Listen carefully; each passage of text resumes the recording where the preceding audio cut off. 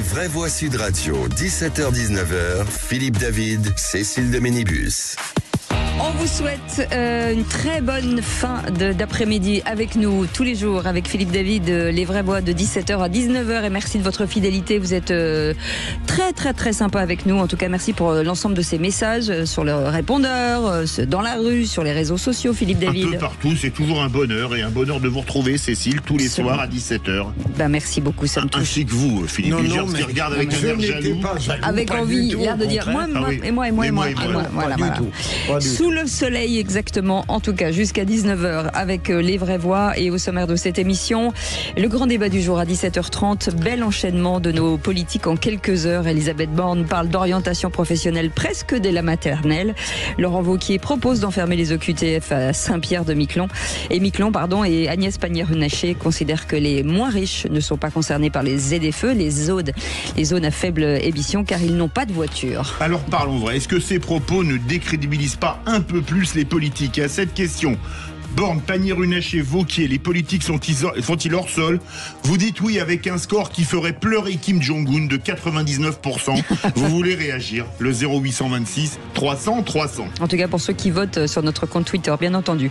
Et puis le coup de projecteur des vraies voix à 18h40. Les Parisiens, les Marseillais, les Lyonnais devraient élire leur maire directement aux prochaines élections.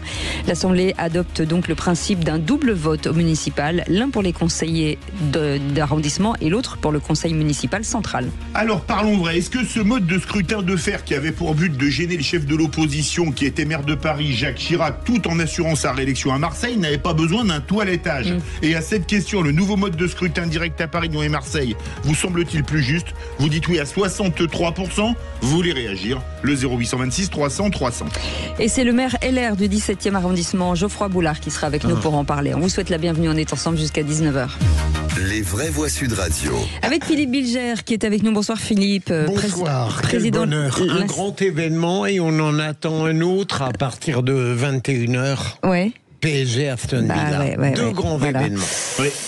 On retient notre souffle, auteur de Me Too Much aux éditions Héliopoul, et de l'autre côté, deux stars du rock qui sont arrivées en lunettes noires, bien entendu. Évidemment. Françoise de Gaulle. It's me, Françoise de Gaulle. Moi, j'ai mis des lunettes noires parce que, vous voyez, c'est-à-dire qu'à un moment donné, c'est la puissance, le charisme, l'intelligence de Philippe Bilger qui me brûle les yeux. Sûr que quand on compare son accent anglais et le vôtre, il n'y a pas photo. C'est quand même très bizarre. Extraordinaire, le pour quelqu'un qui vote à gauche de mettre des lunettes de Sarkozy. Non, excusez-moi, c'est Nicolas Sarkozy, on peut considérer qu'il m'a copié. Ouais. Enfin, je suis désolé, je mets des Ray-Ban depuis l'âge de 16 ans. Bon, il est plus âgé que moi, mais enfin, il les a mis beaucoup plus tard. Depuis l'âge de 16 ans, mais ça n'existait pas encore, les Ray-Ban quand vous aviez 16 ans. Bien sûr, ça n'existe pas depuis 1945, les Ray-Ban. Ah oui, vous pensez que je date du congrès de Tours? C'est ça, même avant. Même avant, d'accord. La loi 1905. Même un peu avant. Un peu avant, la commune peut-être. Carbone 14. Ça irait mieux. Ah, la commune. Bilger, lui, c'est Louis-Philippe. Ouais, Louis Michel, il me semble très bien. Il était sympa tout en camon ou pas? Non, pas. Alors, extrêmement sympathique, pas très bavard. Ouais. En fait. C'est ça. De moins en moins aujourd'hui d'ailleurs. Sébastien Ménard à la batterie de ce groupe de rock, entrepreneur dans la food tech et patron de Presse Libre. Bonsoir. Bonsoir. Sébastien. Salut, bonsoir. Il a mis son costume d'écolier aujourd'hui, j'adore ça. J'ai surtout mis quasi 12 heures pour venir vous voir. Ah bon? Et pourquoi donc? Et je suis parti de Barcelone. Ouais. Voilà. Ma vie, on s'en fout un peu, mais je suis parti de Barcelone. Qu'est-ce que vous faisiez à Barcelone? J'étais pour la food tech parce que les Espagnols sont très forts dans l'alimentation augmentée, donc j'étais là-bas. Et j'ai voulu embrasser ma fille hier soir, donc j'ai fait un stop à Biarritz. Et Biarritz jusqu'à Philippe David qui a suivi mon périple en WhatsApp direct par WhatsApp depuis ce matin. Je suis parti à 9h ce matin. Ah, d'accord. Il a une vie, en fait, c'est incroyable. C'est très. Il y a des gens qui disent, je suis passé de Gennevilliers, après j'ai été dans le Bronx. Ouais. Le gars, il passe de. Mais en même temps, vous avez vu du pays, parce que certaines personnes dans les grandes villes peuvent mettre aussi 12 heures pour la traverser. Oui, c'est pas non plus. Allez, le 0826 300 300 avec Hervé qui est avec nous, qui nous appelle de Pau. Bonsoir Hervé. Oui, bonjour à toutes les auditrices et tous les auditeurs et à tout le monde sur le plateau, bien sûr. Bonjour cher Hervé, on est ravis de vous accueillir et vous avez vraiment du bol de nous avoir. C'est tellement drôle. C'est difficile en plus d'être à l'antenne, mais de temps en temps ça fait plaisir parce qu'on va pouvoir se faire entendre. Ah bah c'est ça. Un coup de gueule et on revient sur le séisme à Mayotte avec vous. Alors, C'est-à-dire qu'aujourd'hui, on entend parler de beaucoup de choses, mais Mayotte, c'était complètement oublié pour la conscience collective. L'individualisme politique continue, et nous sommes mis de côté sur nos pensées humanitaires. Je pense que si on est capable de débloquer 2 milliards avec l'argent des contribuables en faisant un placement, on peut aussi demander une souscription française pour aider Mayotte et leur donner au moins une chose, l'eau propre. Ouais. C'est vrai que c'est la sidération pendant 2, 3, 4 jours et après. Bravo vraiment pour ce beaucoup d'événements. Mais bravo pour ce coup de gueule, parce que ça se serait passé en Corse. Le cyclone a été terrible, ça c'est vrai. Non, mais ça se serait passé en Corse, ou ça se serait vraiment. Moi, je suis d'accord avec vous. J'ai un peu honte en fait. On a tous un peu honte parce que c'est vrai que c'est sorti des caméras, et je pense que rien n'est réglé à Mayotte, notamment la question de l'eau. Et c'est sûr que non. Mais c'est ce que j'appelle en fait, et je risque de choquer, une France de papier. C'est-à-dire qu'on est tous fiers de dire Mayotte c'est la France, etc. Mais on n'a jamais fait vraiment ce qu'il fallait. Franchement, en matière d'infrastructure, que ça soit en matière de santé, en matière d'éducation, en matière de transport, bon voilà, c'est un bond en arrière, non pas de 50 ans, mais de 200 ans. Merci beaucoup Hervé, en tout cas. Allez-y. Merci. Non, vous vouliez dire quelque chose ? Oui, je voulais simplement dire que aujourd'hui les politiques pensent véritablement à leur image, qu'elle soit présente sur toutes les actualités du moment, et oublient de faire perdurer ce qui est essentiel. Charité bien ordonnée commence par soi-même. C'est un département français qui se doit, parce que si par exemple dans les Pyrénées-Atlantiques où je vis, il n'y avait pas l'eau propre, eh bien je pense qu'il y aurait une réaction politique et une action humaine, réelle et rapide. Vous avez tellement raison Hervé. C'est super bien ce que vous dites, parce que ça n'est pas que le cas de Mayotte, c'est le cas de la Guadeloupe, c'est le cas de la Martinique, vous avez des tours d'eau, la Réunion un peu moins, enfin c'est scandaleux quoi. C'est quand même, le territoire c'est quand même la France. C'est la France, oui, tout à fait. C'est la France. Monsieur Macron, réveillez-vous, s'il vous plaît. Et on est très heureux de les avoir, surtout en France. Merci beaucoup. Hervé, vous restez avec nous. Vous êtes notre vraie voix du jour, le réquisitoire du procureur. Monsieur le procureur. Je vais parler de Nicolas Sarkozy, mais pas dans le sens que vous... Encore non, mais vous faites ce que vous voulez. Vous faites ce que vous voulez. Pour une fois, je vais dire du mal de moi, d'une certaine manière. Non, c'est une fausse autocritique. Faites tourner les caméras. À tout de suite. Les vraies voix Sud Radio, 17h-19h, Philippe David, Cécile de Ménibus.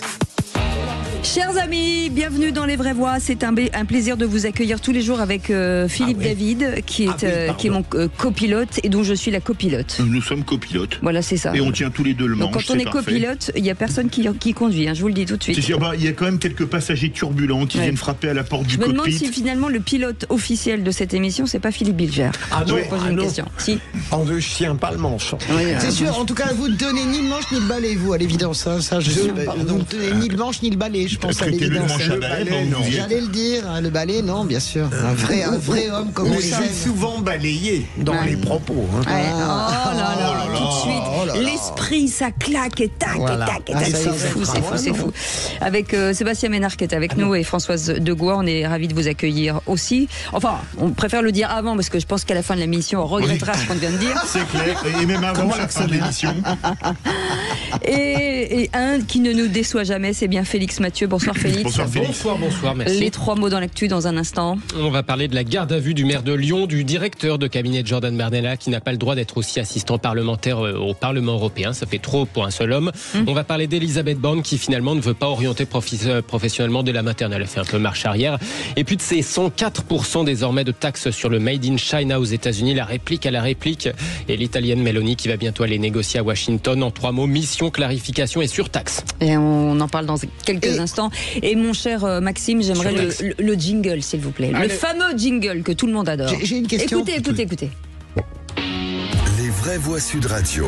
Dear Mr. President, thank you very much. It's an honor to have a very, very special person. I listen to Les Vraies Voix. Le réquisitoire du procureur, Philippe Bilger. Ce jingle est ma passion absolue. Ah oui, merci encore à Les Maxime. Américains nous l'envient, bien entendu. Et monsieur le procureur, vous allez requérir contre vous-même, ce qui est absolument psychanalytiquement intéressant. J'exagérais tout à l'heure, mais mine de rien, mon sujet est sérieux. C'est toi. Je connais un certain nombre de péripéties, notamment hier soir à CNews ou peu importe, où je ne dis rigoureusement rien sur le procès de Nicolas Sarkozy. Simplement, j'indique que nous allons attendre avec impatience le jugement le 25 septembre, et j'ajoute simplement qu'il soit relaxé ou non, moi j'en prends acte. Vous ne pouvez pas imaginer, à chaque fois que je parle de Nicolas Sarkozy, et parce que je ne dis pas qu'il est innocent par principe, mais qu'est-ce que je prends après sur les réseaux sociaux? Alors ça ne me dérange pas quand il y a des motifs, parfois quand j'émets des contradictions dont je sais qu'elles vont susciter des hurlements, voire des grossièretés absolues, mais quand je ne dis rigoureusement rien, sinon qu'on va attendre le jugement et qu'il n'est pas innocent par principe, je ne comprends pas cette haine qui se développe. J'ai souvent remarqué, parce que j'aime vous regarder dans certaines de vos prestations télévisées, il m'est souvent arrivé de me dire que le seul type de gauche sur ce plateau, c'était vous. C'est vous. Et encore, François, en fait. Hein. Je blague. Oui, vous avez raison. Il y a un moment où on ne peut plus. Il faut être polarisé. Et c'est ça qui nous tue, en fait. Ce qui nous tue, c'est la polarisation du débat que vous décrivez très bien. Sébastien Ménard. Mais disons que la problématique avec tous les supporters de Nicolas Sarkozy, c'est qu'ils ont, pour la plupart, le sentiment que Nicolas Sarkozy il a été condamné avant d'être jugé. Et que, je dirais, le parti pris d'un certain nombre d'acteurs du système judiciaire français ne fonctionne face à lui. Et je ne suis ni pour ni contre, mais que tout est à charge et qu'on est aujourd'hui dans une entreprise de démolition judiciaire, politique, médiatique, sociale, humaine. Voilà, c'est aussi ça ce que ressentent un certain nombre de... Je peux être en désaccord avec vous. Mais vous pouvez totalement être en désaccord. Je trouve que c'est le contraire. C'est-à-dire que quand je lis, par exemple, dans un JD News qui est à droite, clairement, je lis l'interview d'une très grande journaliste, Catherine Ney, on lui pose une question, est-ce que Nicolas Sarkozy vit un martyr? C'est hallucinant ce qu'une grande journaliste ose écrire. Ben, je ne veux pas prolonger. Non, je suis d'accord. Mais c'est incroyable. Alors, il y a des magistrats, c'est sûr, qui peuvent donner l'impression qu'ils sont à charge. Ça, je vous l'accorde volontiers. Mais bon, il n'y a pas rien dans ce procès. Il n'y a pas rien dans ce dossier. Voilà, c'est tout. Merci en tout cas, Philippe Bilger. Tout de suite, les 3 mots dans l'actu. Les vraies voix Sud Radio. 3 mots dans l'actu, Félix, qui sont mission, clarification et surtaxe. Le maire de Lyon, Grégory Doucet, en garde à vue dans une enquête pour détournement de fonds sur des chargés de mission. Pendant ce temps, le Parlement européen retoque le directeur de cabinet de Jordan Bardella comme assistant parlementaire. Trop de missions pour un seul homme. On ne va pas orienter les élèves dès la maternelle. Finalement, Elisabeth Borne entend rassurer la ministre de l'Éducation, concède sur Sud Radio que ses propos n'étaient manifestement pas clairs. Et puis 104% de surtaxe sur le Made in China aux États-Unis. Qui dit mieux? La réplique à la réplique. Donald Trump se réjouit par ailleurs de voir le reste du monde lui kisser le as, lui lécher le CUL pour négocier. Les vraies voix Sud Radio. Candidat à sa propre succession l'année prochaine, le maire de Lyon, Grégory Doucet, avait fait basculer la capitale des Gaules dans l'escarcelle écologiste en 2020. Moi, cette première année d'exécution de mon mandat, elle est d'abord très très riche. Trop riche peut-être en chargé de mission. En tout cas, c'est ce que se demande la justice. Chargé de mission, oui, mais de quelle mission? La mairie de Lyon aurait droit, semble-t-il, à une douzaine de collaborateurs aux missions purement politiques. Or, en plus des 12 collaborateurs de cabinet réglementaire, une vingtaine d'agents contractuels ou fonctionnaires de la mairie exercent en réalité des missions politiques, estimait la Chambre régionale des comptes il y a quelques mois. Dans certains cas, ça remonte au précédent maire, jusqu'à Gérard Collomb, décédé en 2023. La mairie a depuis supprimé 24 postes au total de chargés de mission, tout en indiquant sur le fond ne pas partager l'analyse juridique de la Chambre régionale des comptes. En tout cas, le maire est en garde à vue aujourd'hui. Bah dis donc, réflexion peut-être. Les détournements de fonds publics, mais alors on ne sait pas ce que ça va donner, hein, mais il y a du ménage, ça commence à... Écoutez, moi ça me va très bien, ça tape à gauche, ça tape à droite, allez-y. Jean-Luc Mélenchon, son procès devrait quand même maintenant être annoncé et placé dans un calendrier. Il y en a pour 500 000 € pour les mêmes affaires que Marine Le Pen. Allons-y, mais vraiment...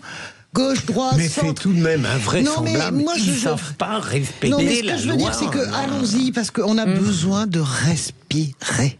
Voilà. Sébastien Ménard. On peut, ce que vous présentez, Félix, c'est qu'en fait, c'est que le monde a changé. Parce que avoir des chargés de mission politiques ou parapolitiques ou pseudo-politiques, etc., enfin, la vie publique et la vie politique, j'en ai été pendant longtemps, c'est beaucoup de ça.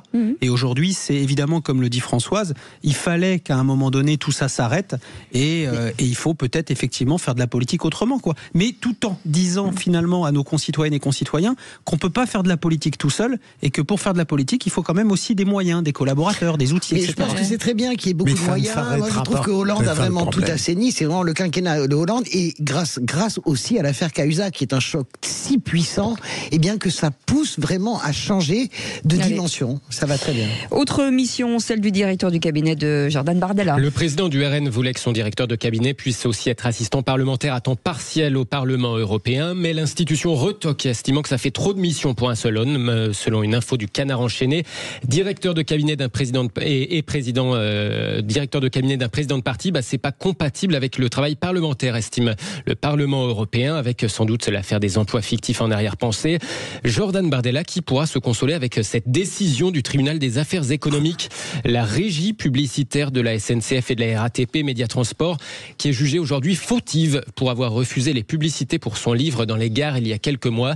Le président du RN salue sur X une victoire de la liberté d'expression.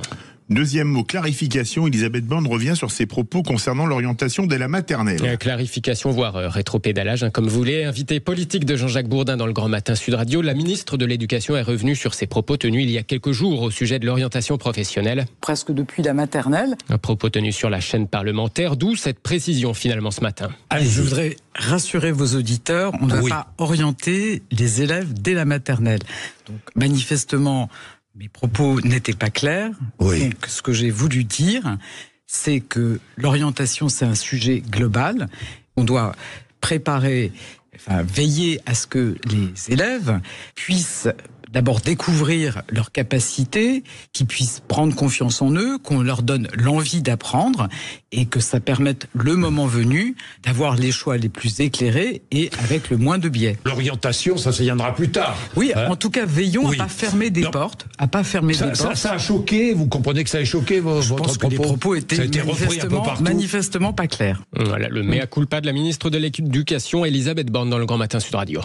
Troisième mot sur taxe, les États-Unis lancent une nouvelle salve contre la Chine. Oui, Pékin et Washington font monter un peu la mayonnaise. La réplique chinoise, c'est désormais des droits de douane à 104% au total sur le Made in China en arrivant aux États-Unis.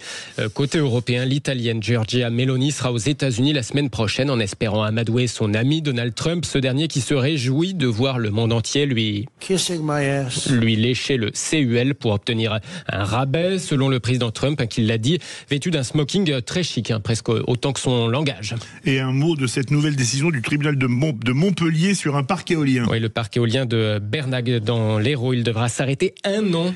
Ses exploitants sont jugés responsables pour la mort d'un aigle royal, merci Pocahontas. Un aigle royal qui n'a pas été détecté, ni donc effarouché efficacement à l'approche des pales. Il en est mort.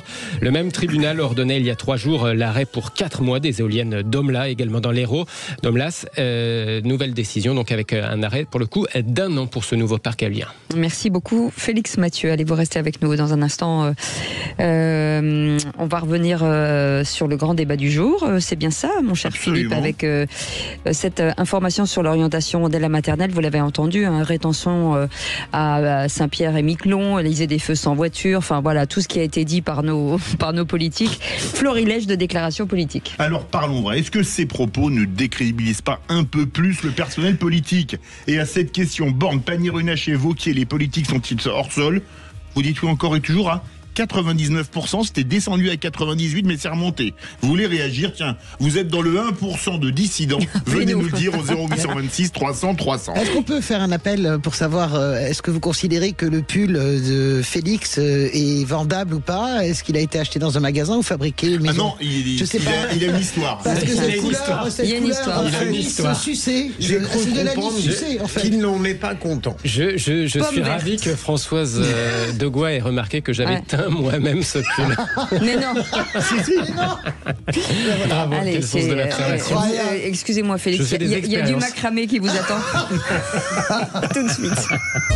Les vraies voix Sud Radio, 17h-19h, Philippe David, Cécile de Ménibus.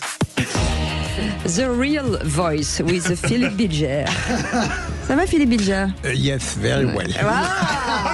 Listen to me. Ma passion. J'ai l'impression d'entendre Roger Moore dans James Bond. Ouais. I think so. Et essayez My name is Bilger, Philippe Bilger. No, I don't want. No. And why don't you want? Because I am free. Il a tout compris. Because I am free. Oh no, I'm free like a river. C'est la nouvelle, on a Morgan Freeman dans le studio. Non mais vous savez que Philippe Bilger devient une star mondiale. Vous savez, et c'est nous qu'on l'a. Oui, c'est-à-dire que j'ai attendu longtemps de l'aide par la grandeur, je le suis devenu par le ridicule. It is so ridiculous. Françoise de Gaulle, juste une question avant de lancer le grand débat du jour, c'est important. Les chips que vous avez rapportés, c'est pour qui? Et c'est pour vous tous. Mais j'attends parce que regardez le bruit que ça fait quand je les distribue. Elle a tout mangé en plus. Non, donc... pas du tout. C'est pour vous tous et il est à moitié vide. Non, c'est pas qu'il est à moitié vide, je l'ai enlevé pour éviter de faire du bruit. Oui. Ça fasse pas ça. Vous êtes vraiment incongru. Organisé. En fait, vous êtes incongru. On n'est pas au cinéma, François. Moi, la gauche partageuse. Oui, j'adore vraiment cet adjectif. Vous êtes incongru. Incongru. Moi, je l'aime bien aussi. En figurique incongru, voilà. On va arrêter avec les prolégomènes. Allez les amis, on vous souhaite la bienvenue tout de suite avec un petit peu de sérieux. Le grand débat du jour. Ah bah oui.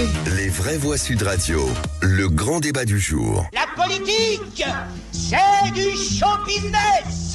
Alors, d'abord, les moins riches, ils n'ont pas de voiture. Hein. C'est normal. Les pauvres, c'est fait pour être très pauvres et les riches, très riches. Alors ça, c'est très tordu, mais bougrement intelligent. Qu'est-ce que j'ai dit, une connerie? Premier effet dissuasif, vous êtes amené à choisir. Première étape, soit vous rentrez chez vous, soit c'est Saint-Pierre-et-Miquelon. Pas la France, c'est fini. Putain, il est fort ce con. Je vous en prie, restez concentrés. Il faut se préparer très jeune, enfin dès le départ, presque depuis la maternelle, à réfléchir à la façon dont on se projette dans une formation et dans un métier demain. C'est bien sympathique, Dolores, mais épargnez-moi vos analyses politiques. Il y a des moments, j'ai vraiment l'impression que vous me prenez pour un imbécile.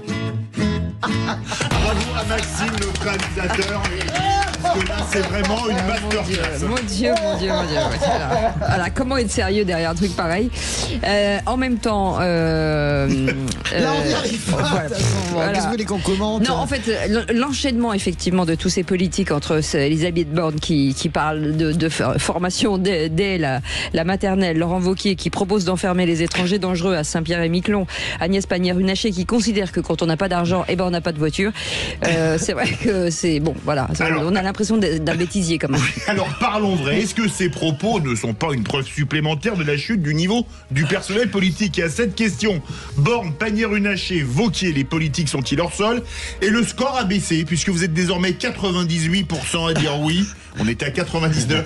Vous voulez réagir? Aude attend vos appels à 100% au 0826 300 300. Alors, on rit, mais on ne devrait pas forcément Philippe Bilger, parce que quand on se dit que... Vous faites entrer le sérieux, enfin, dans ce débat. J'ai du mal. Qu'une ministre dit que quand on n'a pas d'argent, on n'a pas de voiture, mais comment on peut dire un truc comme ça? Vous avez raison, Cécile, je ne mettrai pas ces trois propos sur le même plan. Non, bien sûr que non. Non, mais c'est important, comme la question de Sud Radio semble les faire se télescoper. Pourquoi? Parce que c'était toutes le même jour. Oui, vous avez raison, vous avez toujours de très bonnes raisons.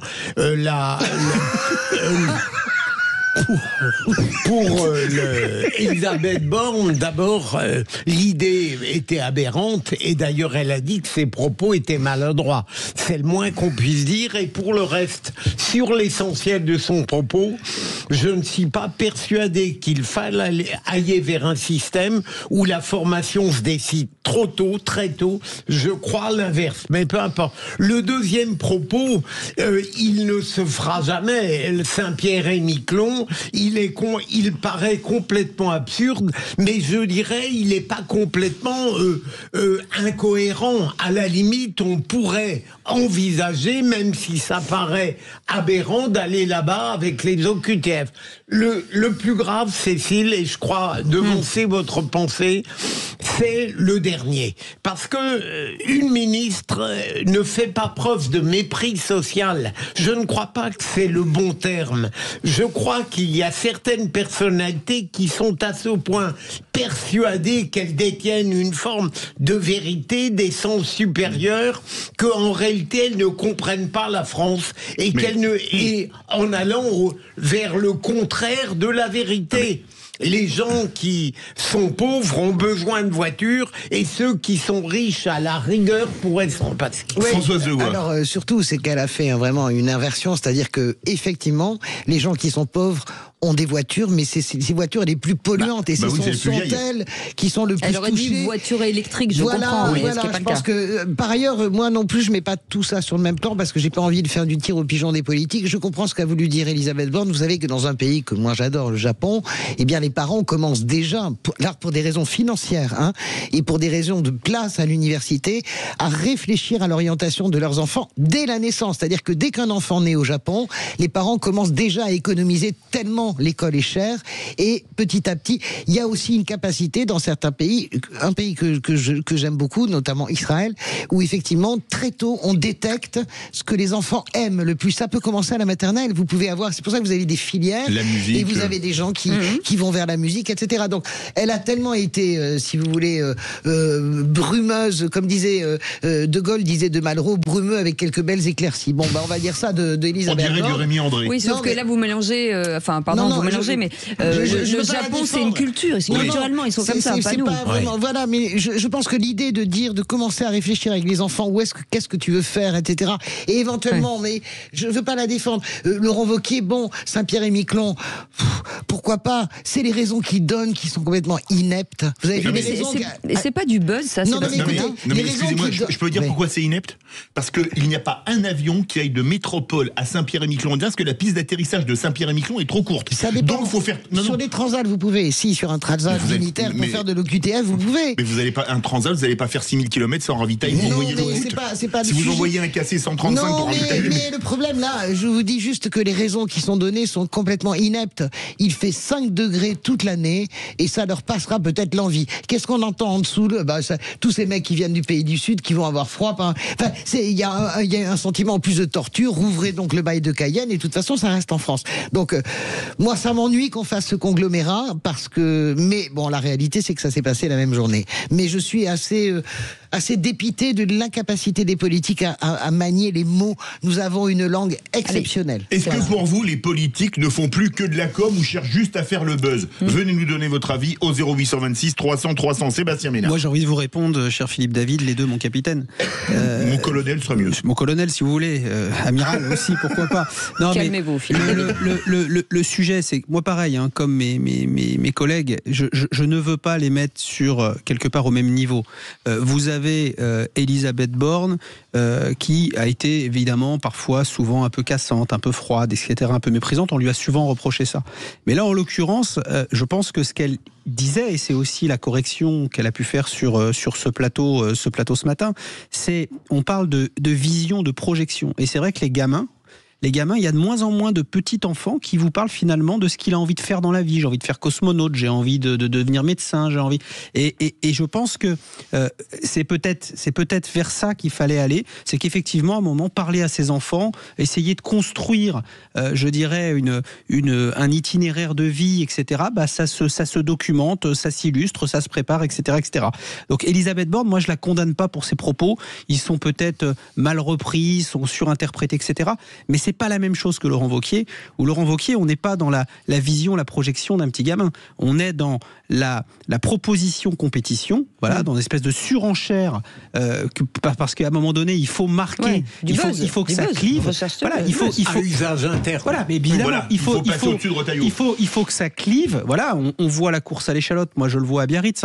On a Bruno Retailleau demain soir qui est à Biarritz. La semaine prochaine, c'est Laurent Wauquiez. Enfin voilà, donc ils se font une course. Donc, et je vais vous dire, je suis même pas moi choqué par la proposition de ni sur la forme ni sur le fond de Laurent Wauquiez. Il aurait pu dire un peu moins, il aurait pu dire un peu plus. À la limite, on est dans l'anecdotique. Sur Agnès Pannier-Runacher, c'est différent. Voilà, parce que là, je pense qu'elle a dit effectivement, et j'aime beaucoup Agnès Pannier-Runacher, mais elle a dit une belle connerie. Elle a dit une belle connerie. C'est pas la première. Hein. Non, mais elle a dit une belle connerie parce que effectivement, comme l'a dit Françoise, et on le voit partout, on le voit en région parisienne, on le voit à la campagne, on le voit dans la France qu'on aime, celles et ceux qui ont le moins de moyens. Alors effectivement, il y a des très pauvres qui n'ont rien du tout. Oui, qui ça, sont je suis d'accord. SDF. Voilà, mais ce qu'on appelle communément les pauvres, les gens qui sont en difficulté, qui ont du mal à boucler les fins de mois, etc. C'est celles et ceux qui ont, comme l'a dit Françoise, les bagnoles les plus polluantes. Je suis d'accord. Voilà. Et c'est celles et ceux qui sont effectivement exclus des zones de forte émission. Voilà, certains politiques ont parlé de zones de forte exclusion, mais pour le coup, c'est vrai. Voilà, et c'est vrai que le propos qui est le sien est pas raccord avec l'endroit où elle s'est fait élire députée. Enfin, elle s'est quand même fait élire dans le Nord-Pas-de-Calais, dans une circonscription. On peut pas dire que c'est le 16e, la Foch, etc. Voilà, donc j'ai la faiblesse de croire qu'elle est censée être en contact direct avec cette France qui bosse, avec cette France du diesel, avec cette France qui avait été stigmatisée, avec effectivement les 30 litres de diesel et le clopo à la bouche. Voilà. Et c'est sa circonscription. Est-ce que c'est quand même pas elle la plus déconnectée? Parce que je me rappelle une phrase. T'es en usine, c'est pour ton pays, c'est pour la magie. Déconnecté, un mec qui est dans une usine et qui plie des pièces en métal, j'en ai vu beaucoup de fois, ou qui en découpe, etc. Mais c'est un peu, quelque part, les temps modernes de Chaplin. Et dire... Ah, c'est pour ton pays, c'est pour la magie de faire des pièces métalliques à un angle 90 degrés en travaillant sur la même plieuse 7 heures par jour. Mais je me dis, pour dire ça, oui, faut être complètement allumé. Mais en même temps, ça n'est pas absurde de chercher à redonner de la fierté. Non, mais on n'utilise pas, c'est de la magie pour le pays. Magie n'est peut-être pas le bon terme. C'est le moins qu'on puisse dire. Je ne maîtrise pas votre langage, bien sûr. Mais c'est pas mal de vouloir redonner de la fierté à des métiers modestes que ceux qui le pratiquent n'ont pas.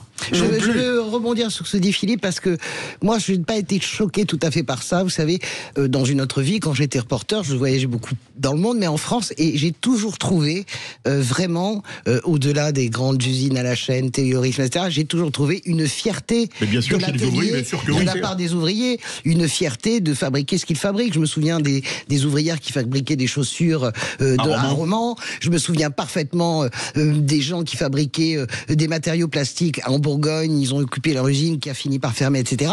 Il y avait quand même la fierté de l'atelier. Et à l'étranger, c'est pareil. Quand vous visitez des usines de grands industriels français, par exemple à Moscou, à l'époque où on pouvait encore y aller, etc., il y avait cette fierté. Donc moi, je ne suis pas du tout heurté par cela. Je pense que, en revanche, sur la bagnole, là, vraiment, c'est un acte manqué. Je ne sais pas ce que c'est. Parce que c'est une connerie, c'est un ovni, et puis c'est crade. Mais je reviens sur Laurent Wauquiez, parce que là on parle quand même d'une archipel, il y a 5000 habitants, il y a un peu de mépris quand même. C'est pas la poubelle de la France. Pour moi, c'est pas du mépris. La proposition de Laurent Wauquiez appartient à une famille politique que j'ai bien connue, et pour cause, j'en étais dans un passé qui était pas si lointain. Mais vous avez un certain nombre d'adhérents, de sympathisants de droite qui pensent qu'à un moment donné, aux grands problèmes, les grands moyens. C'est clairement, voilà. Dans les rangs des LR, vous avez évidemment celles et ceux qui, côté Retailleau, vont dire c'est peut-être un peu excessif, il a dit n'importe quoi, etc. Et puis il y en a probablement d'autres qui disent mais nous, quelle est notre proposition en la matière? La proposition de Laurent Wauquiez, elle est outrancière, elle est déconnectée d'une réalité légale, humaine, évidemment, mais il a au moins, pardonnez-moi de vous provoquer aussi, il a au moins le mérite de proposer quelque chose. Et je ne suis pas LR et je ne fais pas la campagne de Laurent Wauquiez. Non, mais c'est tout à fait. Moi, je rejoins complètement Cécile, et d'ailleurs, ça sera mon coup de cœur. C'est très choquant. D'ailleurs, la campagne de Bruno Retailleau réagit avec un humour fou en appelant les habitants de Saint-Pierre-et-Miquelon à adhérer pour pouvoir voter contre Laurent. Mais non, mais qu'est-ce que vous voulez que je vous dise? Franchement, Saint-Pierre-et-Miquelon, vous allez amener des OQTF sur Saint-Pierre-et-Miquelon, rouvrez le bail de Cayenne pendant que vous y êtes. Non, mais c'est comme ça. C'est l'arrière-pensée. Mais ça n'a aucun sens. Mais ça n'est pas pareil, François. Mais c'est l'arrière-pensée. Ils sont destinés à partir. Non, mais ça n'a aucun sens. Vous faites de la rétention sur un îlot. Et vous avez raison.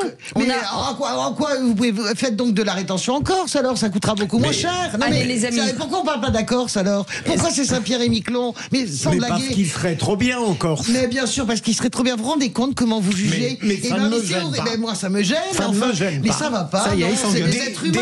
Des gens qui viennent violer nos lois. Ah, écoutez. Et qui, je ne suis pas partisan Saint-Pierre-Miquelon, je savais même pas à peine où ça se trouvait. Non, sérieusement, c'est les premiers résultats qui tombent dans la nuit. C'est au-dessus du Canada. Allez. C'est pas tout près. 0826 300 300 avec Hervé qui est avec nous. Hervé, juge de paix peut-être.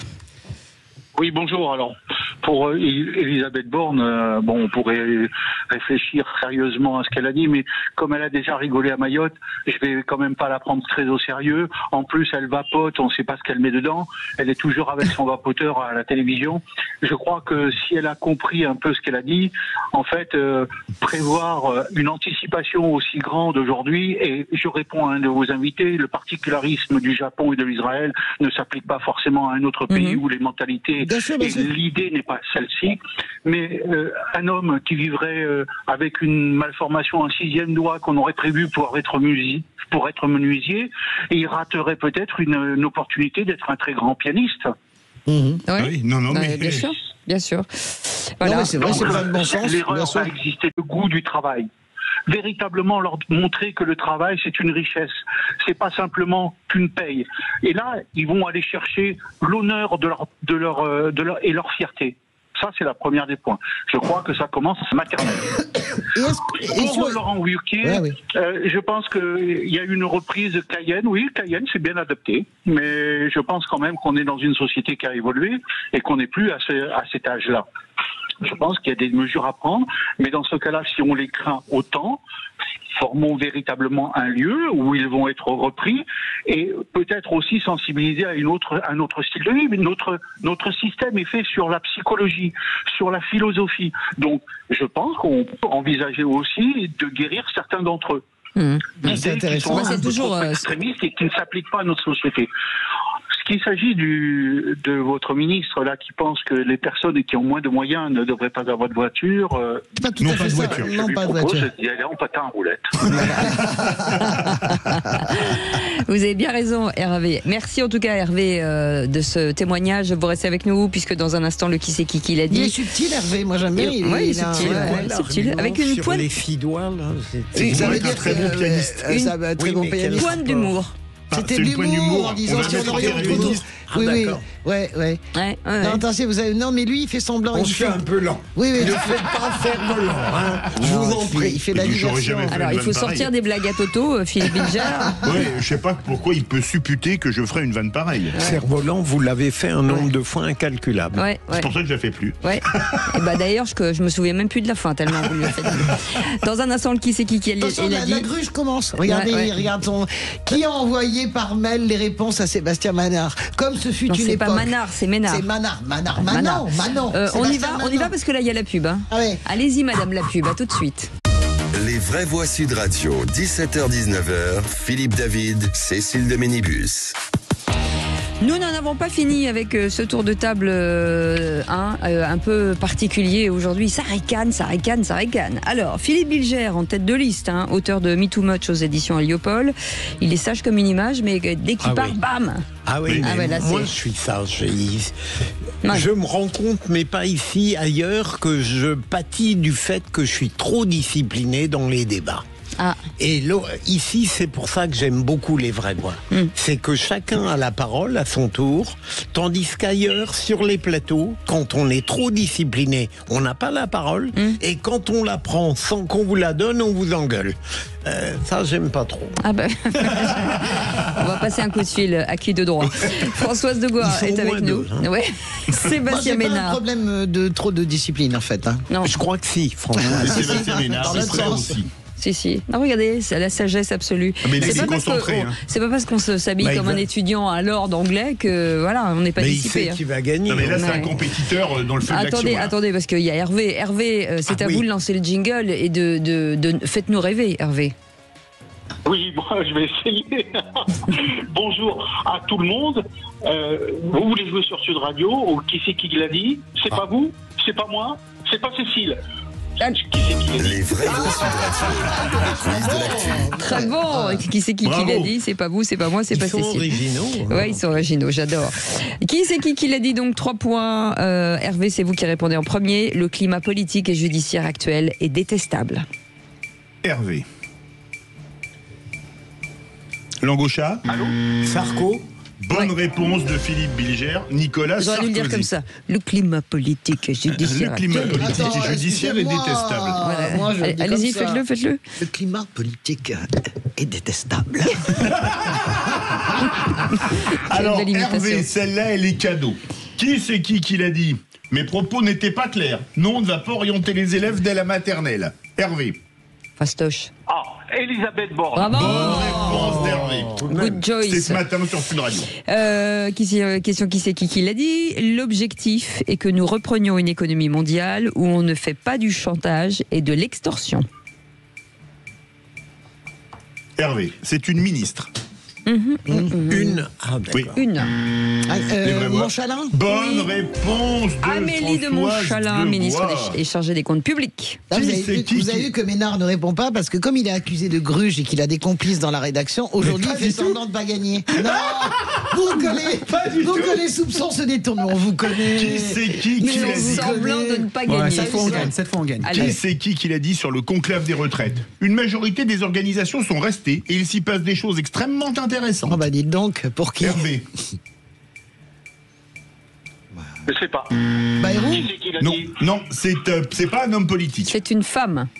Mais c'est Marie-Lise Léon. Bonne réponse de la patronne de la CFDT. Exactement. Ça, je pouvais pas savoir, par exemple. Ouais. Non, mais c'est pas vrai. Toi, tu gruges, mais là, aujourd'hui, tu fais une session blanche pour qu'on arrête, pour faire diversion, en fait. C'est ça. Hervé, écoutez bien, qui c'est qui l'a dit? Donald Trump se comporte comme un héros de western. Il est prêt à tirer d'abord pour mieux négocier. Il faut d'abord montrer les muscles.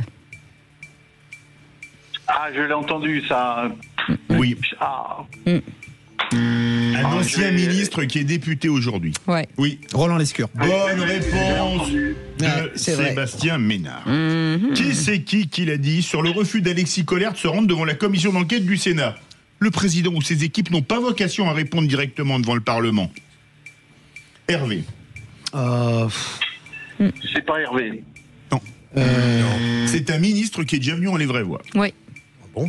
Un ministre, Barrault, non, ça ne peut pas être lui. C'est pas Darmanin. Non.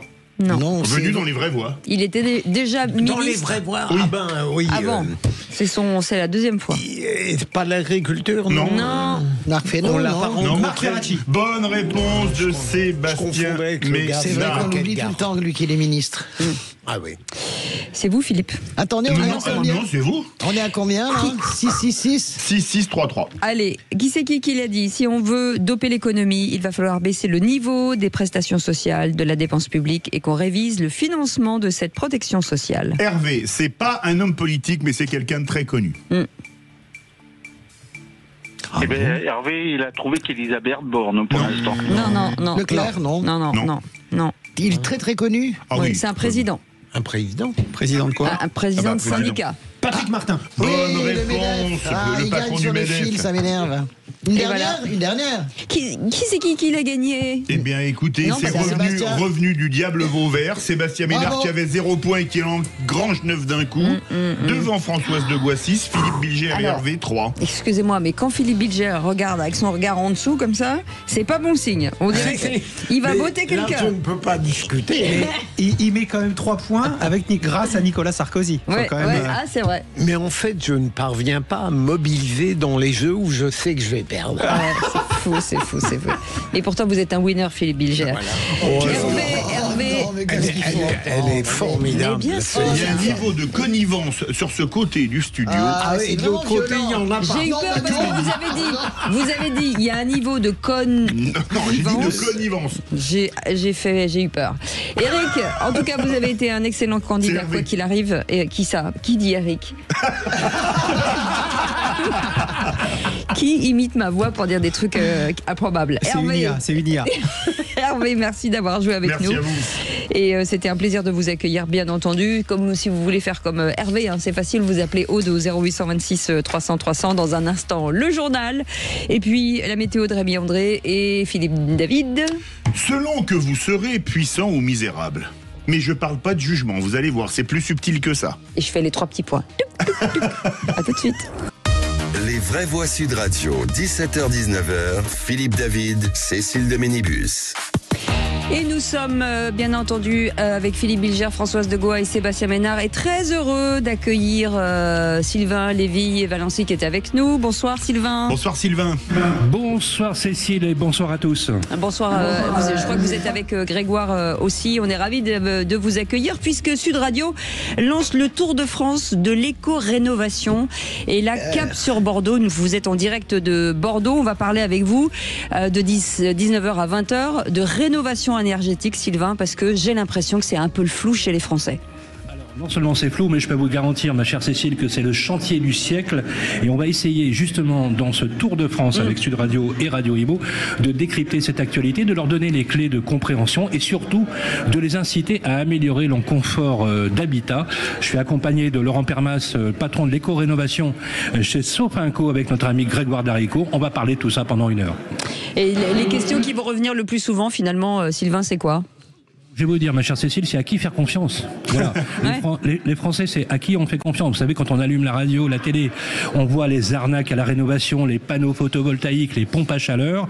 Les Français ne s'y retrouvent pas. Eh bien, écoutez, on va leur donner les raisons d'y croire et comment adapter et adopter les bons travaux avec les bonnes personnes, parce que c'est ça qui est essentiel pour les Français. Sylvain Lévy-Valency, il y a quelque chose qui fait beaucoup parler, le DPE, le diagnostic de performance énergétique. Qu'est-ce que vous diriez du DPR, le diagnostic de performance radiophonique, les vraies voix? Françoise de Goa, elle est A ou G, Philippe Bilger. Qu'est-ce qu'il est méchant, il est méchant ce type.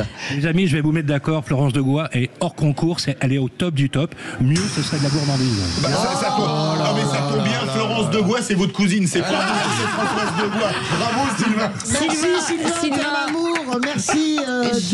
Renvoie-moi le RIB s'il te plaît. C'est sympathique parce que j'ai pas bien. Vous avez gagné une PAC. Ça vous la coupe, hein, vous avez bien Sylvain, juste un mot de dire que c'est un Tour de France. Pour l'instant, vous êtes en direct de Bordeaux. La prochaine fois, vous serez à la Foire de Paris, je crois. Absolument. Et là, je vais vous dire, les amis, on est dans un écrin architectural qui a été requalifié au musée d'art contemporain ici à Bordeaux. On fait le plein avec le public. D'ailleurs, on entend le public à côté. Applaudissons au public. Voilà, ils sont avec nous. On va justement passer un super moment. Et comme je vous le disais tout à l'heure, nous serons dès le 30 avril à la Foire de Paris. Et on délocalise d'ailleurs avec Sud Radio des émissions jusqu'au 3 mai. Et ensuite, on fera le Tour de France. On vous donnera les villes sur lesquelles nous serons chaque mois. En tout cas, on vous retrouve à partir de 19h. Merci à tout à l'heure en direct de Bordeaux pour ce Tour de France de l'éco-rénovation. Allez, vous restez avec nous dans un instant. Le coup de gueule de Philippe David. Le coup de gueule de Philippe David. Je suis très en colère. Encore magnifique. C'est nul, c'est nul. À tout de suite. Les vraies voix Sud Radio, 17h-19h, Philippe David, Cécile de Ménibus. En tout cas, ne pensez pas que les auditeurs, en tout cas les invités autour de cette table, les Philippe Bilger, Françoise de Goa, Sébastien Ménard, sont un peu partis en vrille depuis le départ de cette émission. Si vous nous écoutez depuis le début, non, ils ont un peu, le terme est faible. Oui, c'est un naturel. C'est parti un peu en sucette, si je puis dire. Voilà. Donc on va se reprendre. Est-ce que vous avez des messages de la direction? C'est ça toujours moi qui m'inquiète parce que je regarde mon téléphone. Non, vous allez retourner. Tout va bien. Jusqu'ici, tout va bien. Mais je crois qu'il n'y a pas de batterie, donc c'est peut-être pour ça. Allez, tout de suite, le coup de gueule de Philippe David. Les vraies voix Sud Radio. Comme d'habitude, je vais remettre le clocher au milieu du village, un village qui se situe dans le 6e arrondissement de Paris. Pourquoi le 6e arrondissement de Paris? Parce que c'est là que se trouve le Sénat et que ce qui s'y est passé hier est pour le moins surprenant. En effet, alors qu'il avait été convoqué par la commission d'enquête du Sénat sur le scandale des eaux en bouteille, le futur ex-secrétaire général de l'Élysée, Alexis Kohler, a snobé la convocation des sénateurs au motif de la séparation des pouvoirs. Une séparation des pouvoirs qui a bon dos puisqu'Alexis Kohler ne fait absolument pas partie du pouvoir exécutif, sauf à croire que toute personne travaillant à l'Élysée, du cuisinier au chauffeur en passant par le secrétaire général, fasse elle aussi partie du pouvoir exécutif. Un boycott en récidive pour Alexis Kohler, puisqu'il avait déjà refusé de s'expliquer devant la commission d'enquête de l'Assemblée nationale sur le dérapage budgétaire de 2024. Un boycott pas suivi des faits, puisque si on appliquait la loi à la lettre, et selon une ordonnance du 17 novembre 1958, toute personne convoquée devant une commission d'enquête et qui ne comparaît pas ou refuse de déposer ou de prêter serment est passible d'une peine de 2 ans d'emprisonnement et de 7 500 € d'amende. Mais manifestement, certains sont au-dessus des lois en toute impunité dans notre République. Pourtant, Alexis Kohler aurait certainement eu des choses très intéressantes à dire aux sénateurs, si on en croit la sénatrice Antoinette Gull, à l'origine de la première mission d'information sur l'affaire des eaux minérales contaminées de Nestlé, puisque celle-ci a déclaré, je cite, « Le rôle de l'Élysée dans le scandale Nestlé est désormais établi. On attend donc avec impatience que plainte soit déposée contre l'impétrant, d'autant qu'il s'agit d'un récidiviste qui va rejoindre la Société Générale, lieu où il sera à mon avis très compliqué d'invoquer la séparation des pouvoirs lors d'une prochaine convocation. » On avait déjà eu un débat un petit peu de même nature à l'époque des sondages. Quand Nicolas Sarkozy était président, on avait examiné si ça pouvait relever du champ présidentiel ou non. Moi, je trouve tout de même que il y a de l'abus. Franchement, Paul Valéry disait le pouvoir sans l'abus n'offre aucun charme. Et je me demande si des gens comme Alexis Kohler ne perdent pas un peu la tête tout de même par rapport à ce que leur fonction exigerait d'eux. Moi, je suis choqué par la désinvolture avec laquelle on invoque la séparation des pouvoirs pour en réalité trahir la mission et l'obligation qu'on a. Moi, ça me choque. Oui, moi aussi, c'est tout à fait heurtant. Et puis, de toute façon, il sera rattrapé, Alexis Kohler, donc il peut reculer, c'est pour mieux sauter. Il y a un certain nombre de dossiers dans lesquels il est sur les armateurs, notamment MSC, qui sont en grande partie membres de sa famille, par alliance. Donc de toute façon, Alexis Kohler sera rattrapé. Je ne sais même pas comment la haute autorité pour la transparence de la vie publique va accepter de le laisser partir à la Société Générale en ayant été secrétaire général de l'Élysée avec l'ensemble du carnet d'adresses qu'il a. Moi, je trouve ça complètement dingue. On est à la limite de la République bananière. On peut donner des leçons de morale à la terre entière, notamment aux États africains. Là, aujourd'hui, je trouve que c'est une rupture, ce qui s'est passé hier. Vous êtes très excessif, Françoise de Gois. Vous connaissez parfaitement le système. Vous savez bien qu'un secrétaire général de l'Élysée, ça veut dire quoi? Ça veut dire que dans la mesure où c'est un peu le touche-à-tout à la puissance... Et alors non mais attendez, laissez finir. Je vais juste aller au bout. Je vais répondre après à la raison pour laquelle, en tout cas moi je pense qu'il a raison de ne pas répondre à la convocation. Il n'est pas un collaborateur comme les autres. Je rappelle que le secrétaire général de l'Élysée sous la Ve République, il est le principal collaborateur du président de la République. Il échappe à personne au fait que peut-être, je dis bien peut-être, que les sujets qu'il adresse sont des sujets sensibles, sont des sujets protégés. Voilà, et qui peut pas, évidemment, en tout cas dans le cadre de ses fonctions, pour l'instant il est encore en fonction, il n'est pas encore parti, il n'a pas à y répondre. Voilà, mais en tout cas, moi, c'est un scandale. Non, mais ce qui s'est passé avec Nestlé est un scandale. Mais non, mais je sais pas ce qui s'est passé chez Nestlé. Écoutez, lisez la commission d'enquête, lisez les rapports, etc. C'est lamentable. On a continué à distribuer, en gros, des millions de bouteilles en fermant les yeux alors qu'il y avait des matières fécales dedans. Ça, on est d'accord que c'est lamentable. Mais aujourd'hui, quelle est la responsabilité d'Alexis Kohler là-dedans? Est-ce que vous pouvez lire les rapports d'enquête? Vous pensez bien que le Sénat ne s'amuse pas à convoquer le secrétaire général de l'Élysée à partir du moment où on considère que l'Élysée a couvert cela et a fermé les yeux. Enfin, faut pas exagérer quand même. Et puis c'est la commission, c'est le rapport d'enquête qui le dit. Il a participé à toutes les réunions avec Nestlé. Ils ont fait un accord secret. Mais justement, plus qu'aucun autre, et c'est la raison pour laquelle, par extension, c'est pas défendable, Sébastien. Vous pouvez pas imaginer ça. C'est pas défendable. Il a les mains dans le pot. Il doit s'expliquer à minima. On a compris. Voilà. Merci beaucoup. Tout de suite, l'info en plus avec Félix Mathieu. Les vraies voix Sud Radio. Et c'est le rapport du MeToo de la culture. Les députés font 86 propositions pour arrêter, je cite, la machine à broyer les talents, notamment dans le cinéma. La commission d'enquête de l'Assemblée nationale a auditionné pendant près de 6 mois 350 personnalités du cinéma, de l'audiovisuel ou du spectacle. Et le constat, ce sont des abus commis sous couvert de création artistique. Une machine à broyer les talents, écrivent les députés de tous bords de cette commission. Alors parmi leurs 86 propositions pour enrayer cette machine, interdire la sexualisation des mineurs à l'écran et dans les photos plutôt de mode. Réglementer les castings en imposant qu'ils se tiennent dans des locaux professionnels, qu'ils excluent ces castings les scènes dénudées. Les députés veulent aussi que sur les tournages, la présence de référents, de responsables sur la question des mineurs devienne systématique. Et puis pour les majeurs, la commission parlementaire recommande d'encadrer les scènes d'intimité en imposant des clauses détaillées dans les contrats, avec possibilité pour les comédiens, les comédiennes de recourir à un coordinateur ou une coordinatrice d'intimité dédiée et formée. C'est une profession encore balbutiante en France. Pour en parler, nous sommes en ligne avec Muriel Réus, présidente de l'association Femmes avec, et qu'on retrouve tous les dimanches à 8h15 sur Sud Radio pour la force de l'engagement. Bonsoir Muriel Réus. Bonsoir. Bonsoir Muriel. Merci d'être avec nous dans Les Vraies Voix sur Sud Radio. Le constat de... en pleine forme, hein. Oui, ils sont intenables. Le constat de cette machine à broyer, c'est 86 pistes aussi pour l'enrayer. Ça va dans le bon sens selon vous, Muriel ? Oui, alors il y a 86 pistes dont certaines sont déjà en application depuis un grand moment. Hein. Je crois que ce qui est important, c'est que ce rapport sorte, qui révèle et qui confirme l'omerta qui existe dans ces secteurs, qui confirme aussi un élément important, c'est le manque de statistiques précises sur l'ampleur des VSS dans le monde de la culture, du cinéma et des médias. Moi, je trouve qu'il y a des mesures quand même extrêmement intéressantes. Par exemple, celle qui rend obligatoire une consultation psychologique pour les enfants de moins de 7 ans avant tout engagement artistique. Je pense que il y a une grosse partie des mesures qui concernent les enfants, et ça me paraît plutôt extrêmement bien vu et très important. Il y a aussi, on a rendu obligatoire évidemment la présence de référents sur les tournages, mais jusqu'à présent, il n'y avait pas vraiment de rapport de fin de tournage envoyé au CNC. Donc ça, c'est une des mesures, c'est la mesure 21. Je trouve qu'elle est aussi intéressante comme la mesure qui est celle d'introduire un suivi des carrières des personnes victimes de violences sexistes et sexuelles pour détecter les cas d'éviction. On sait bien que quand les victimes parlent, elles ont beaucoup de mal à travailler et à continuer à travailler. En tout cas, c'était le cas jusqu'à présent. Peut-être que ce rapport va changer la donne.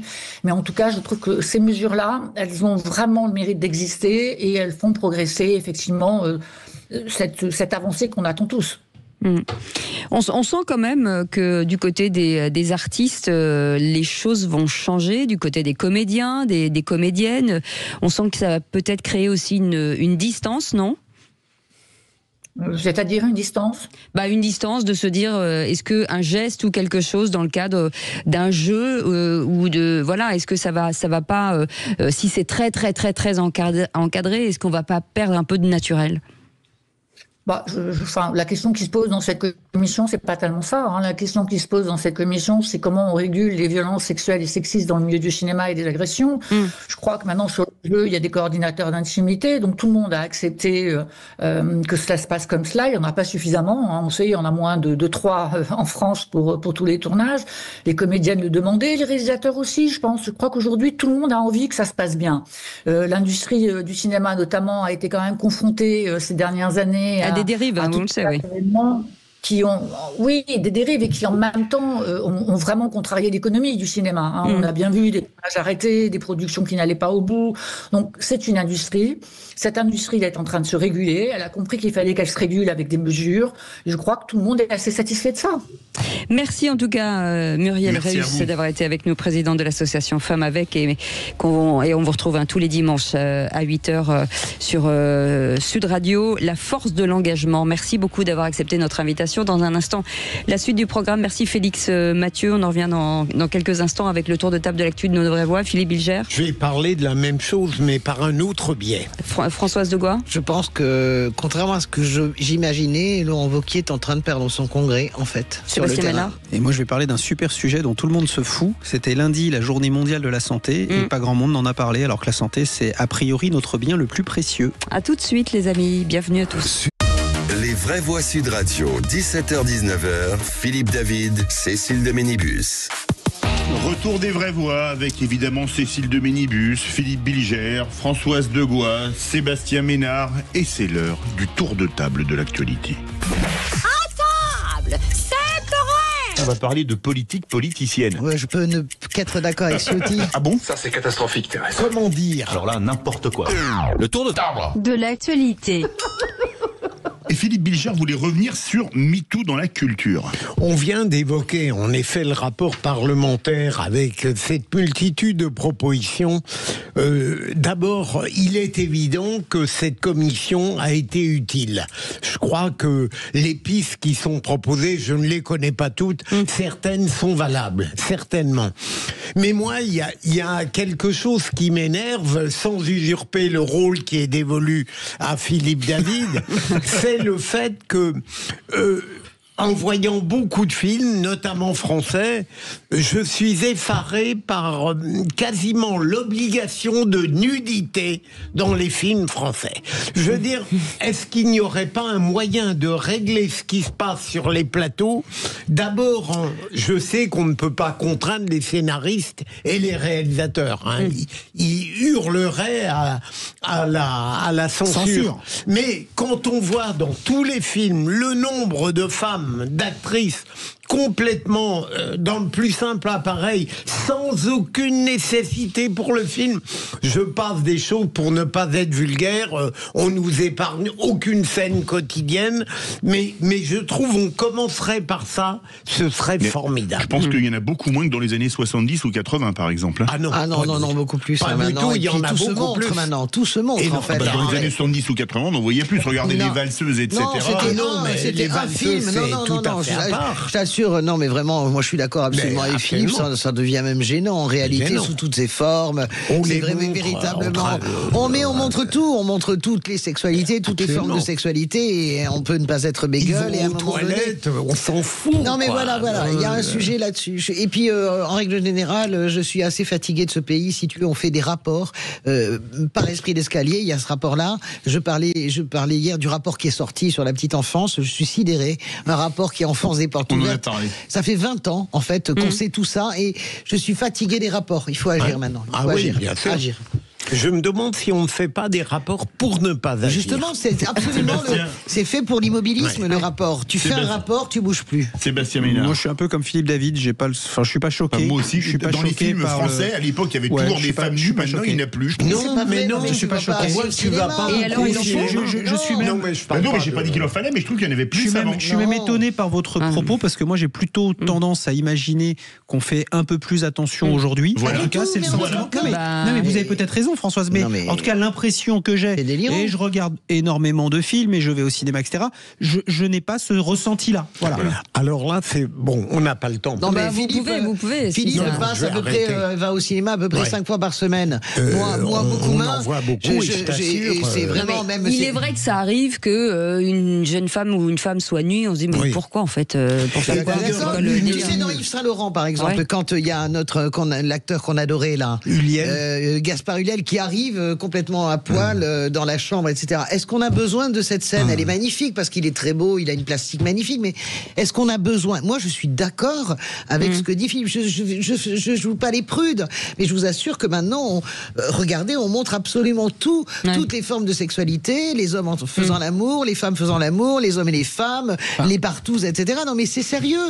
Moi, je ne suis pas, je n'ai aucun problème avec ça. Je dis juste qu'il est possible. Non, mais je pense qu'il est tout à fait possible que ça aiguise une forme de désir aussi sur les plateaux, c'est vrai. Bon, il faudra penser à vous rhabiller, Françoise de Gaulle, quand vous venez à la radio. Vous comprenez ce que je veux dire. D'ailleurs, la meilleure des preuves, quand on fait une interview d'actrice, il y a une question qui vient tout le temps. Est-ce que ça vous gêne pas d'être filmé à poil? Et à chaque fois, elle dit, mais non, c'est extraordinaire, mon corps, tout ça. Mais c'est un signe. Mais là, Françoise a totalement raison. Je parle pas des actrices, je pense qu'il y a une forme d'impudeur, il y a une volonté aussi de montrer la vie telle qu'elle est, hein, donc c'est vraiment de l'art. Le cinéma, c'est de l'art. Mais après, certains vous diront, c'est pas moi qui suis à poil, c'est le personnage. Non, mais j'entends tout ça. Je ne fais pas de censure. Je dis juste qu'à un moment donné, il y a des choses qui arrivent qui sont très crues, y compris dans les séries. C'est une tendance quand même. Moi, quand je vois la scène, j'ai revu Les Valseuses pas plus tard qu'hier, où avec une scène mythique où vous avez Devers, Depardieu et Miu Miu, et qui lui disent, est-ce que je peux sentir tes poils? Enfin, je veux dire, elle est d'une crudité, mais c'est d'une irrévérence. Voilà. Donc, je suis d'accord avec. C'était il y a 50 ans. Et c'était il y a 50 ans. Les amis, C'est un vrai sujet, mais sauf qu'il nous reste 4 minutes pour 2 sujets. On aurait pu faire 1 heure sur ce sujet. C'est vrai, si vous voulez, on ne fait pas vos sujets. Près, hein, poil près, oui. La bataille Vauquier-Retailleau sur les OQTF. Alors, c'est une bataille, on a déjà tout dit. Et je disais on en a parlé tout à l'heure, et j'ai adoré, c'est pas mon camp politique, mais j'ai adoré la légèreté, le décalé avec lequel la campagne de Retailleau, en tout cas les amis de Bruno Retailleau, ont réagi à l'interview de Laurent Wauquiez en demandant aux habitants de Saint-Pierre-et-Miquelon d'adhérer à la droite républicaine pour pouvoir voter, autrement dit pour pouvoir voter contre Laurent Wauquiez. Mais ce tweet n'a l'air de rien, mais pour avoir couvert des campagnes comme journaliste et fabriqué moi-même des campagnes comme conseillère politique, ça indique vraiment un état d'esprit extrêmement fort et un état d'esprit de conquête. Ce genre de message, quand vous êtes dans une campagne politique et vous faites passer ce genre de message, que vous payez, si vous voulez, le luxe d'être décalé à ce point, et ça veut dire que vous avez quand même un sentiment que vous comprenez que sur le terrain, en réalité, la victoire aura du mal à vous échapper. Effectivement, je me suis probablement un peu trompé. Je pensais véritablement que Laurent Wauquiez avait cette capacité finalement à convaincre militant par militant. En réalité, tous les retours que j'ai, parce que j'ai beaucoup d'amis de droite et je fréquente des gens de droite, il y a des gens très bien à droite, c'est pas vous du tout, mais il y en a. C'est les autres. C'est les autres. Et ils vous ont pas convaincu. Non, ils m'ont convaincu sur le fait que ça marche pas, la campagne de Wauquiez. En fait, elle ne prend pas. Et on commence à dire du côté de Matignon, attention, si Wauquiez est battu, ça devient human bomb. Et ça va être un vrai sujet. On n'aura pas le temps si on passe pas. Imagine si on passe pas directement à vous, Sébastien Ménard, la Journée mondiale de la santé. Hein. C'était lundi. C'était lundi, et j'ai demandé moi à mes collaborateurs et collaboratrices si finalement on n'était pas nous aussi passés à côté, parce que j'en ai pas beaucoup entendu parler. C'est vrai. Et alors que la santé, c'est accessoirement, pas qu'accessoirement, mais notre bien le plus précieux. Et je trouve dommage, donc je le dis sur cette antenne, mais je l'ai dit aussi ailleurs, que finalement ces espèces de temps forts, parce qu'il y a des journées mondiales pour je ne sais qui, je ne sais quoi, et pour parler de tout et n'importe quoi. Merci Philippe Bilger. Mais là, c'est quand même important. Et à chaque fois, finalement, réexpliquer que la santé, elle est d'abord dans l'assiette. C'est les petits gestes du quotidien. Ça démarre le matin, le midi, l'après-midi, le soir. Franchement, quand on voit ce que la santé aujourd'hui dans la quotidienneté de nos compatriotes, c'est l'obésité, le diabète, le cholestérol, l'hypertension, les maladies cardiovasculaires ou encore certains cancers, je trouve dommage qu'on ne dise pas sur cette journée, voilà, alors c'est vrai qu'on nous bassine souvent un peu pour tout n'importe quoi, mais sur cette journée de dire voilà, mangez moins sucré, mangez moins salé, la prévention, voilà, et que quelque part votre meilleur médecin, c'est vous-même, et ça se gère dans l'assiette. Voilà. Donc la bonne santé, la santé, c'est dans l'assiette. Vous avez raison. Petit temps, rappeler qu'on ne meurt pas que du cancer. En réalité, on a toujours le sentiment. La cause numéro 1, c'est les maladies cardiovasculaires. Et les accidents domestiques. Figurez-vous que l'autre jour, ça vous aurait fait plaisir, j'ai failli m'étouffer avec un noyau d'olive. Non, mais c'est complètement dingue. Hein. J'ai vu un môme est mort avant-hier en avalant en 2 travers un grain de raisin. Donc on ne meurt pas que du cancer. Et deuxièmement, je ne sais pas vous, mais j'ai reçu mon kit de colorectal. Alors ça fait un peu bizarre de recevoir ça devant sa porte, mais je trouve que c'est pas mal. Rassurez-nous, vous l'avez pas rapporté? Non, je l'ai pas rapporté. On peut rien faire pour vous, je vous le dis tout de suite. Vous l'avez reçu aussi, vous? Oui, enfin, nous on l'a reçu dans le cadre de la campagne sur laquelle il y avait marqué Vachier. Je me souviens de cette campagne. Je trouve que cette campagne était assez. J'ai trouvé minable quand même. Oh. Ça te donne pas envie de justement de. Vous avez renvoyé votre échantillon ou pas? Et ça ne nous regarde pas, excusez-moi. Alors fais la valide. Alors va chier. Je ne parle Moi, pas de je l'ai choses. évacué. Là, je trouve, j'ai peur qu'on donne des fake news. Elle est bien. Bon, elle est pas mal. Allez, et il est content. Avec un peu plus de sérieux, parce que cette émission part vraiment en quenille. Dans un instant, on va revenir sur cette formation, puisque vous allez pouvoir, un maire pourra être élu directement à Paris, à Lyon et à Marseille. L'Assemblée a donc voté le principe d'un double scrutin au municipal. Alors parlons vrai, est-ce que ce mode de scrutin n'avait pas besoin d'un toilettage? Et à la question, le nouveau mode de scrutin à Paris, Lyon et Marseille vous semble-t-il plus juste? Vous dites oui à 57%, vous voulez réagir? Le 0826 300 300. Et Geoffroy Boulard sera avec nous, maire LR du 17e arrondissement de Paris. Soyez les bienvenus, on reste ensemble jusqu'à 19h. Les vraies voix Sud Radio, 17h-19h, Philippe David, Cécile de Ménibus. Au menu de cette émission jusqu'à 19h, Philippe Bilger, Françoise Degois, Sébastien Ménard et vous au 0826 300 300 avec un Philippe David très très très en forme au niveau de la vanne, bien entendu. Physiquement, ma source d'inspiration. Physiquement aussi d'ailleurs, vous êtes très en forme. Oui, la vanne est ouverte. Voilà. Mais le problème, que quand elle dit que je suis très en forme, il y a un S à forme. Oui. Bon, il y en a une générale, hein, c'est pour. Voilà. Tout de suite, le coup de projecteur des vraies voix. Les vraies voix Sud Radio, le coup de projecteur des vraies voix. Faut-il changer le mode de scrutin municipal à Paris, Lyon et Marseille ? Depuis les municipales de 83, les électeurs des 3 plus grandes villes de France ne désignent pas directement leur maire, ils votent par secteur pour élire des conseillers d'arrondissement, dont certains siégeront au conseil municipal à Lyon et Marseille ou au conseil de Paris. Via cette loi, on peut en effet perdre l'élection en nombre de voix et au final gagner le siège suprême. Un député a démontré qu'en théorie, on peut devenir maire de Paris en étant tout juste majoritaire dans 8 arrondissements sans récolter la moindre voix dans les 12 autres. On le voit dans cette élection, ce qui est important bien sûr, ce sont les voix des électeurs mais également les sièges de conseillers. Les Parisiens, les Marseillais, les Lyonnais devraient élire leur maire directement aux prochaines élections. L'Assemblée adopte le principe d'un double vote au municipal, l'un pour les conseils d'arrondissement et l'autre pour le conseil municipal central. Alors parlons vrai, est-ce que ce double scrutin vous paraît gérable ? Et à la question, le nouveau mode de scrutin direct à Paris, Lyon et Marseille vous semble-t-il plus juste ? Vous dites oui à 57%, vous voulez réagir, le 0826 300 300. Notre invité pour en parler, Geoffroy Boulard, est avec nous, maire LR du 17e arrondissement de Paris. Monsieur le maire, merci d'être avec nous. Bonsoir. Bonsoir. Philippe Bilger. Sans être un connaisseur très très approfondi de cette réalité et n'ayant pas une compétence donc décisive là-dedans, je dirais simplement que de mon point de vue, tout ce qui rapproche le citoyen de la vérité de son vote et d'une conclusion non trafiquée a mon assentiment. Alors je ne sais pas si en l'occurrence ce projet va dans ce sens-là, il me semble, d'après le compte-rendu de Philippe, mais je serais assez favorable si j'en mesure bien la portée à ce projet. C'est le système des États-Unis, en fait. Vous pouvez tout à fait gagner le vote populaire, c'est les grands électeurs. Après, moi, je suis totalement vent debout pour le principe. Vous ne pouvez pas changer les règles du jeu, si vous voulez, à un an de l'élection. C'est pas possible. En plus de ça, on voit bien qu'est-ce que c'est l'Alliance. L'Alliance, c'est LFI, Rassemblement National et En Marche. Pourquoi ? Je dis En Marche. Pourquoi ? Parce que, évidemment, il y a une volonté de gagner Paris. Marseille, ils ne la gagneront pas, même si peut-être ils font des accords secrets. Donc, il y a quelque chose. Alors, c'est vrai que, par exemple, Paris, la droite, par exemple, tant qu'elle ne prend pas le 12e ou le 14e arrondissement, elle ne peut pas gagner Paris. C'est tout à fait évident. Il y a des arrondissements clés comme il y a des swing states, en fait, aux États-Unis. C'est aussi simple que ça. Moi, je pense que ça embrouille tout. À la limite, pourquoi pas, il faut despoussiérer. Mais vous avez vu le texte ? Vous avez une prime majoritaire complètement rocambolesque. À 25%. Non, mais c'est n'importe quoi. En réalité, vous faites disparaître, en fait, les conseils d'arrondissement qui sont très importants, en fait, à Paris. Vous enlevez le poids des conseillers.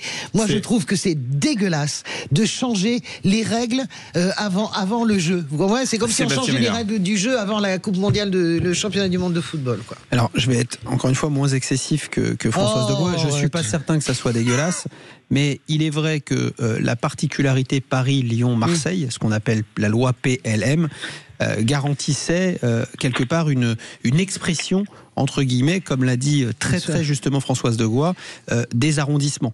Et c'est vrai que si vous gommez tout ça au profit d'une campagne hyper médiatique, personnalisée, etc., autour d'un certain nombre de personnes, évidemment, vous allez gommer le poids de Monsieur Boulard, vous allez gommer le poids de Madame Dati, le poids d'un certain nombre de dans leurs arrondissements. Voilà.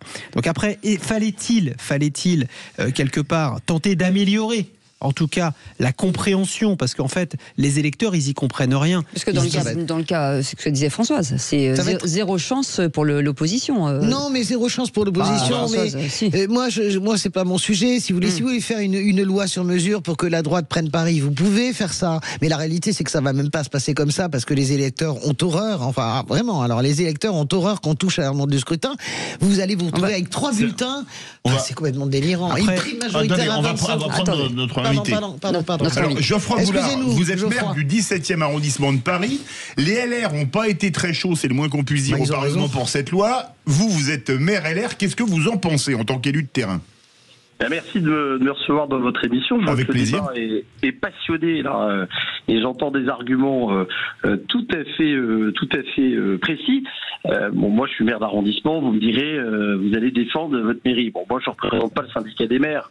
Nous, ce qu'on défend, c'est quoi? C'est l'efficacité au plus près dans les quartiers. Paris n'est pas uniquement une ville, c'est une capitale et c'est aussi un département. Est-ce que vous remettez en cause les présidents départementaux de départements de France élus par une assemblée départementale composée de quoi? De cantons. À Paris, pensez qu'on va faire une circonscription unique pour 2 millions d'habitants, 1 million d'électeurs.